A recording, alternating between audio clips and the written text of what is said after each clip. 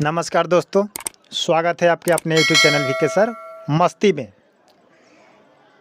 आज के इस सेशन में, आज के इस वीडियो में आज हम लोग बात करेंगे कि बेची गई ज़मीन को डबल दाखिल खारिज कराना पड़ेगा।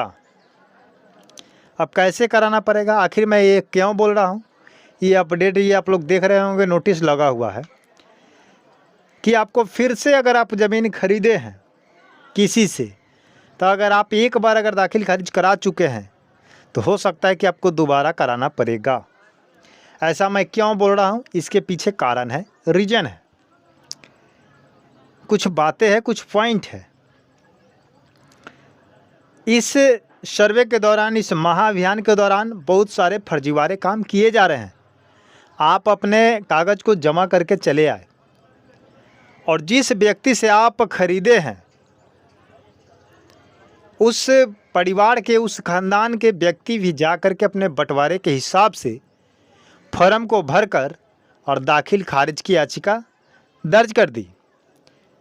तो इस स्थिति में ये कारण बन जाती है कि एक तो अपना हिस्सा बेच भी दिया, उसके बाद अपने फिर पैतृक संपत्ति में, बाप दादा का संपत्ति में फिर से हक जताने का प्रयास कर रहा है और फॉर्म भी फिलअप कर दे रहा है।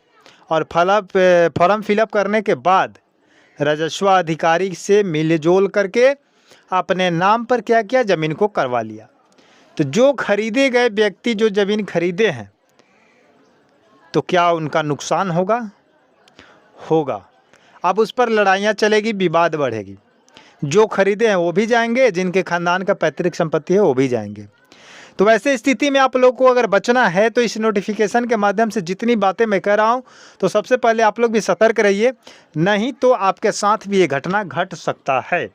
मैं ये बात करने का प्रयास करूँगा कि एक व्यक्ति है मुरारी झा, ये पूरे देखिए कैसे फर्जीवाड़ा काम हो चुका है और इसके विपक्ष में भूमि संबंधित विभाग के अधिकारी जो भी हैं वो कार्रवाई करने की मांग की है। तो चलिए पूरी जानकारी आपको मैं बताऊँगा, लेकिन आप लोग हमारे चैनल पर पहली बार हैं तो हमारे चैनल को सब्सक्राइब करके बेल आइकन को प्रेस कर लीजिए, ताकि जितना भी नोटिफिकेशन, लेटेस्ट अपडेट डाला जाए उसका नोटिफिकेशन आप तक चला जाए और आप आसानी से घर बैठकर जानकारी को प्राप्त कर सकते हैं। ठीक है, और वीडियो को लाइक करना ना भूलिएगा। पूरे वीडियो देखने के बाद एक कमेंट जरूर कीजिएगा। एक मुरारी झा है, ठीक है, ये मिर्ज़ापुर मौजे का मैं बात कर रहा हूँ। ठीक, कहाँ का? मिर्ज़ापुर मौजे का मैं बात कर रहा हूँ, जो दरभंगा जिला में पड़ता है। इसमें लिखा गया है इस नोटिस में कि मुरारी झा के नाम पर 2004 में एक ज़मीन खरीदी गई थी और उस ज़मीन खरीदने के बाद उसका थाना नंबर आपका 230 है और खेसरा 411 है, रकबा 17.44 डिसमिल है, जमाबंदी आपका 618 है, जो कायम है उनके नाम पर। लेकिन जिस व्यक्ति से उन्होंने खरीदा, वो व्यक्ति ने अपने परिवार में बंटवारानामा दायर करके, बंटवारा शेड्यूल बना करके और उसको क्या किया कि इस महाअभियान के दौरान उसको पेश करके दाखिल खारिज करने की याचिका दर्ज कराई, जो अपने नाम पर ज़मीन को करवाना चाहता है। तो वैसे स्थिति में वो व्यक्ति ने जा कर के कुछ पैसे दिए और अधिकारियों के द्वारा मिल करके अपने नाम पर ज़मीन को क्या किया कि ट्रांसफ़र करवा लिया। तो अब क्या स्थिति बनती है कि एक व्यक्ति जो खरीदा है वो भी और जो बेचा है वो भी, दोनों व्यक्ति दाखिल खारिज को याचिका दर्ज कर चुके हैं। तो दाखिल खारिज किसका होगा? होगा जो खरीदा है उसका, लेकिन जो माइनस करके जाएगा, जो पैतृक संपत्ति में होगा, जो बेच चुका है उसका नहीं होगा। लेकिन थोड़े दिनों के लिए, थोड़े समयों के लिए आपको परेशान किया जाएगा, आपसे पैसा बर्बाद करवाया जाएगा। हो सकता है कि अगर आप डर करके कमज़ोर हैं, सहम गए, रुक गए, आगे नहीं स्टेप बढ़ाए, तो जो व्यक्ति बेचा है फिर से दबंग टाइप से आपको क्या करेगा, पकड़ लेगा।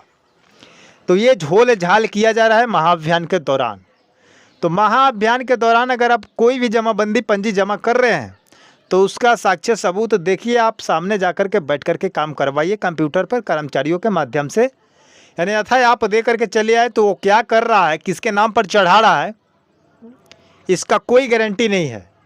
और बाद में पता चलेगा जब ऑनलाइन खोलिएगा तो किसी और के नाम पर ज़मीन को क्या किया गया है, खाता खोल दिया गया है, जमाबंदी कायम कर दिया गया है। तब जाकर के फिर आपका कहानी दूसरा चालू हो जाएगा और कचहरी का चक्कर लगाना शुरू हो जाएगा। तो तो इस अभियान में अगर आप चाहते हैं कि हमारा काम सही से हो जाए तो आप अपने कागजातों पर अपडेट रहें।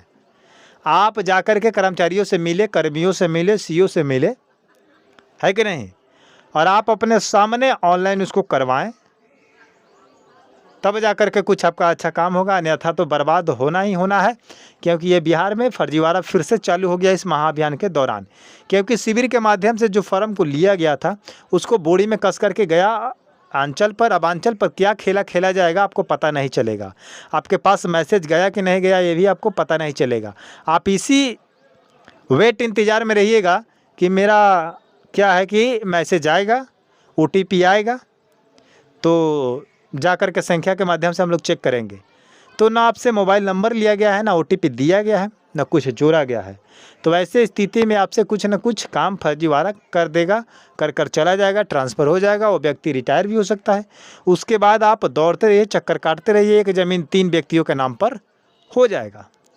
तो अब 2 बार दाखिल खारिज कराते रहिए, फिर से कराइए और फिर से वो भी कराएगा, आप भी कराइए। इसीलिए यहाँ पर अपडेट में डाला गया है कि आप अपने कागजात को सही दुरुस्त कराएं, सोच समझ कर कराएं, जा कर के कागजातों को जांच करते रहें। ठीक है, मिलते हैं नए वीडियो के साथ।